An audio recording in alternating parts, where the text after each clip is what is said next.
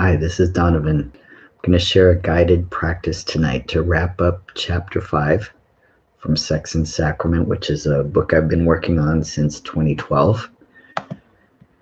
And all right, we're going to do a guided practice tonight. I'm going to introduce the guided practice just a little bit. We're going to practice prayer of union.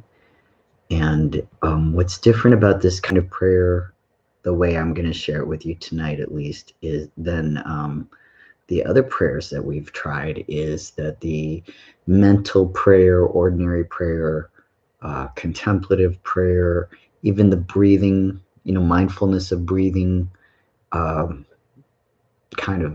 self-examining prayer. Those are very they can be done as an individual. They're recommended to be done, especially the self-examination. It's recommended to be done with a spiritual guide, a spiritual director, a mentor, somebody like that. And at the same time, there's a lot of it that's very private, personal, internal work.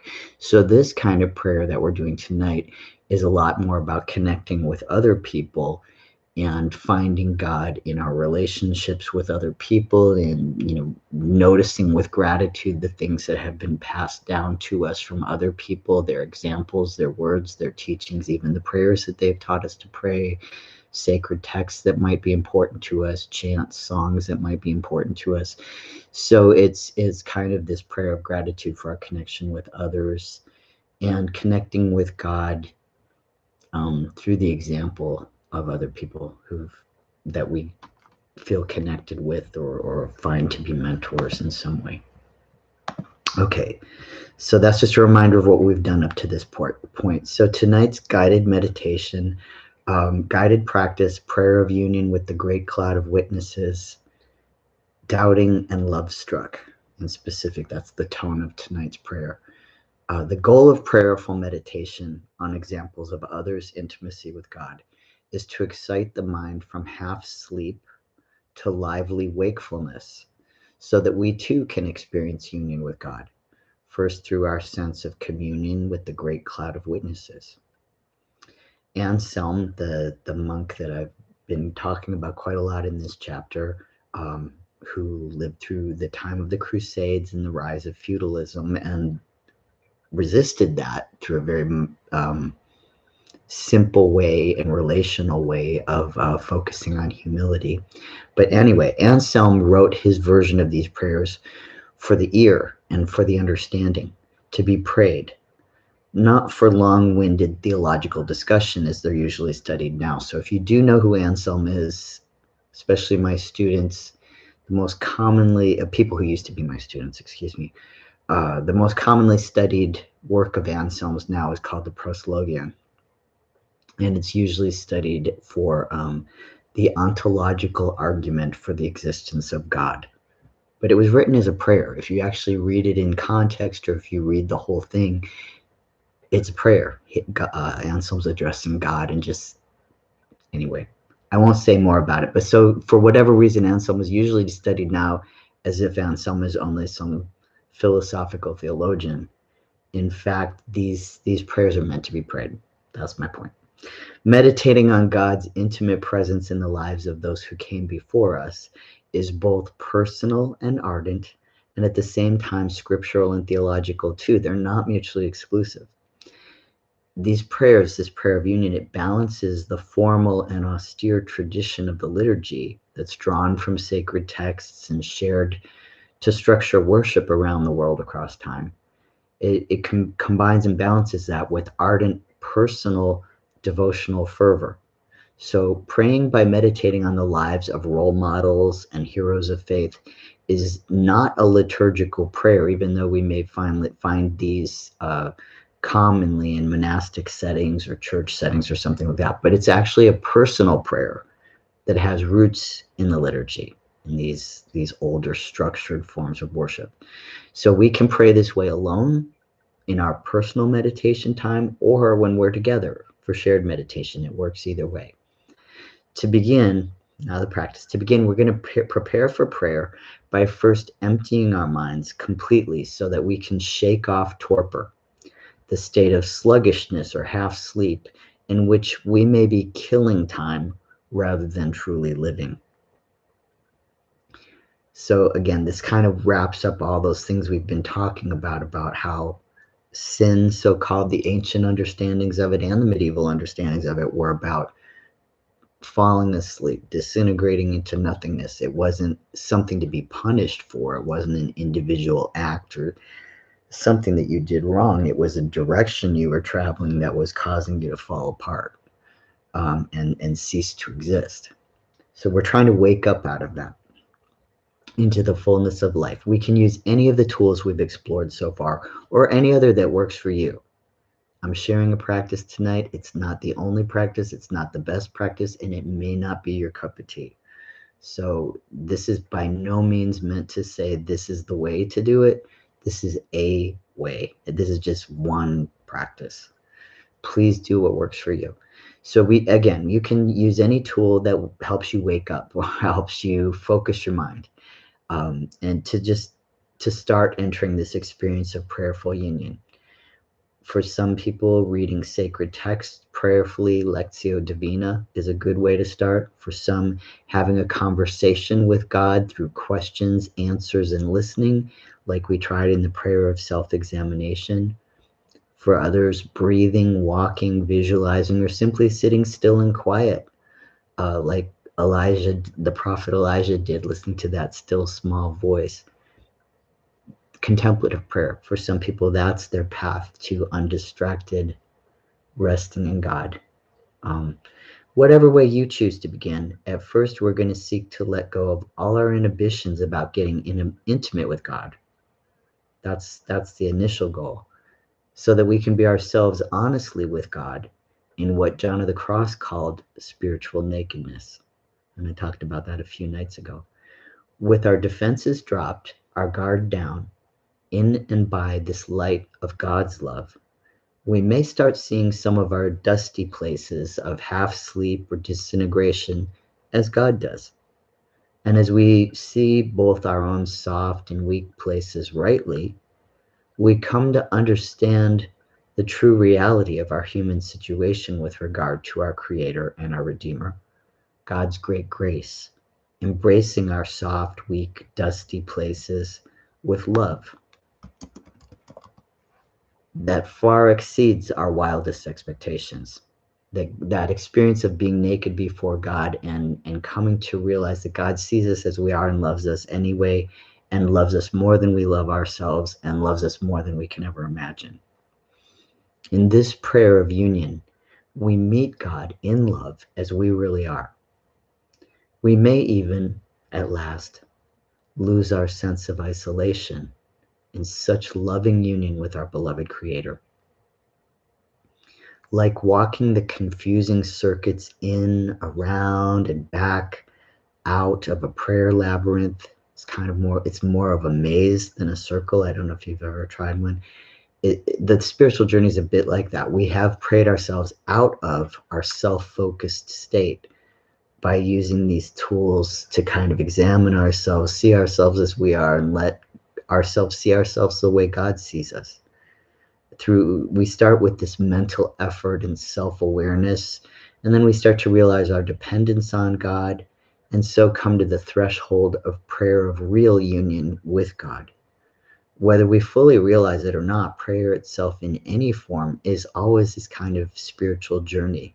It's always kind of a maze, a circuit. It's not a straight line for most of us most of the time.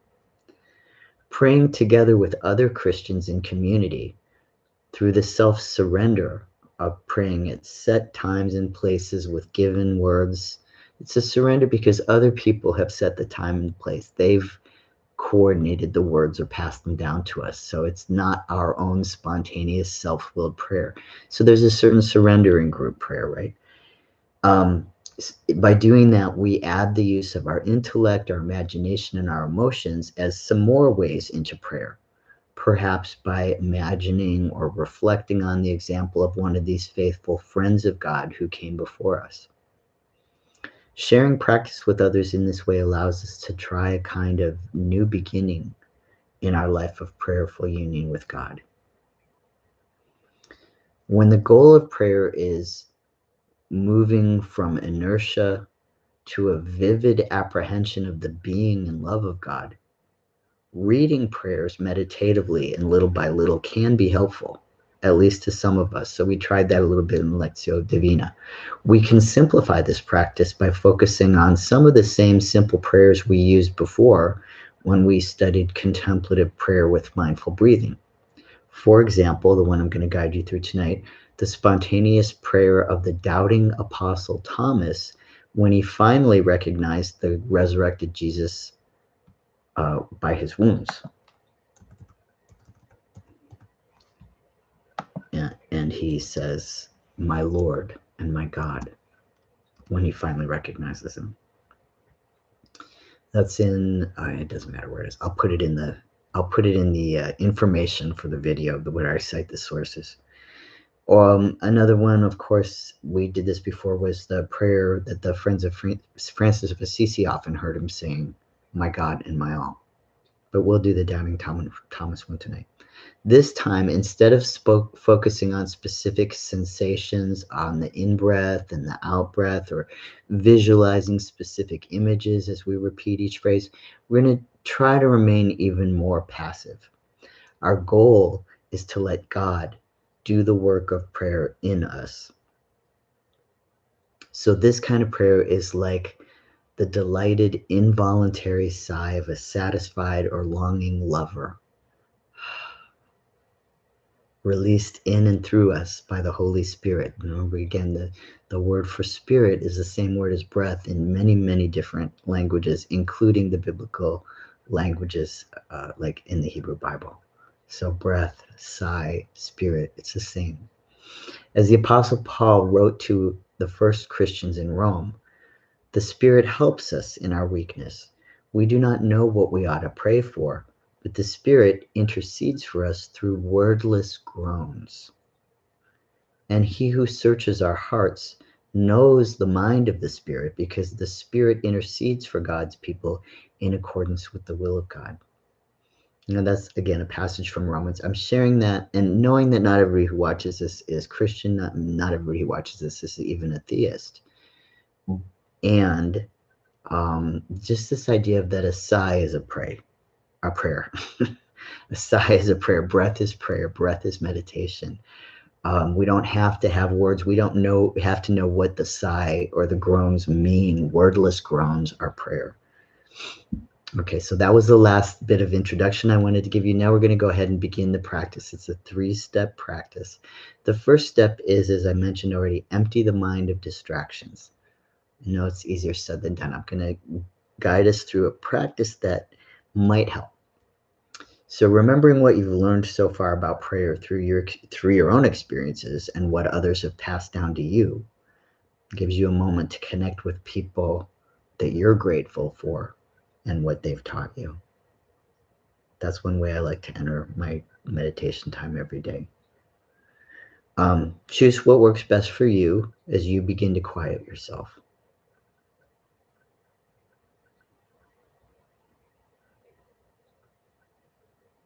Let yourself focus on receiving God, or your highest truth, your highest good, that which is greater than yourself. Let yourself focus on receiving that. For those who wish to join in a focusing mental prayer for letting go of distracting feelings, I'm choosing tonight because of the things we're going through right now. When I'm filming this, we're going through a pandemic. There's been a quarantine that's lasted about 6 months where I'm at. There's a rise of authoritarianism around the world and in the country that I live in. Things that have been festering a long time are coming ever more to light. They've certainly been around for hundreds of years, and people who haven't seen them as well and clearly before, or were in denial or distracted or whatever it might be, they're coming to the surface. These things are coming to the surface. We hope to heal, but it's a time where there's a lot of agitation, anxiety, sadness, discouragement, anger, fear. So if you're sharing in any of those feelings, this guided meditation is a time for us to notice those and imagine them. Instead of noticing where we are right now, we're going to join with some other people that have felt these kind of feelings before. So I'm inviting you to picture yourself in the upper room that the friends of Jesus rented. And when they went to Jerusalem, they were celebrating. They're passing through town, and or not just passing through, but they were visiting town, and they rented a room to celebrate Passover. So after the crucifixion, after Jesus has been crucified, they're you can imagine them just huddling in that room scared, and you're one of them. You're, especially if you are a Jesus follower, or if you have just warm fuzzies for Jesus. You're not necessarily one of his followers, but maybe you don't care much for his followers today, but you have warm fuzzies for Jesus. So friend of Jesus in whatever capacity you are, in that room, feeling those feelings. Everything seems to be lost. What's happened? Why did this happen? This unjust violence. Powerless to do anything about it. And Jesus walks in. Only don't recognize this guy. All right, this is resurrected Jesus. They're not expecting that. They don't know who this is. And imagine him looking at you and your other friends directly as he speaks these reassuring words of love. Put your finger here. See my hands. Reach out your hand and put it into my side. Stop doubting. Believe.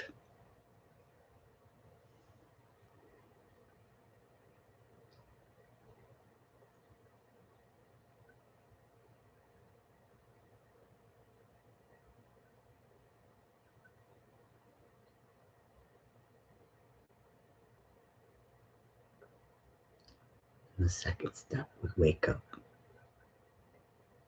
Honest self-knowledge. If you've been awakened from spiritual half-sleep, even a little, by this upper room encounter with Jesus and other friends, other doubting friends, maybe it brings an honest, realistic awareness of who you are before God. Friend of Jesus. Friend of God. If you see your places of falling short and needing God so desperately, wake up. Fully alive to the boundless grace of God's unfailing, living presence with us always.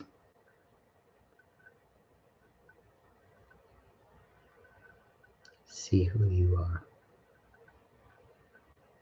See who God is with you.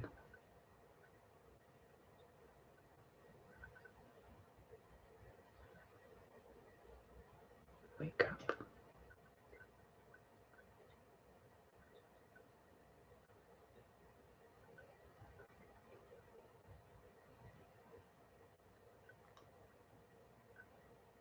And last, we fully embrace and let ourselves be embraced by God's love. Recognizing God's boundless love for us, our own love for our beloved, God responds, praying with Thomas, silently or quietly, my Lord and my God.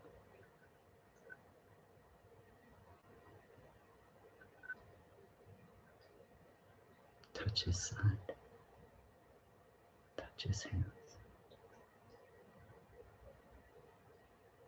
My Lord and my God. These words lead us only to the very beginning of a prayer of union. Let Let this intimate awareness of God's being and love present in and around you deepen.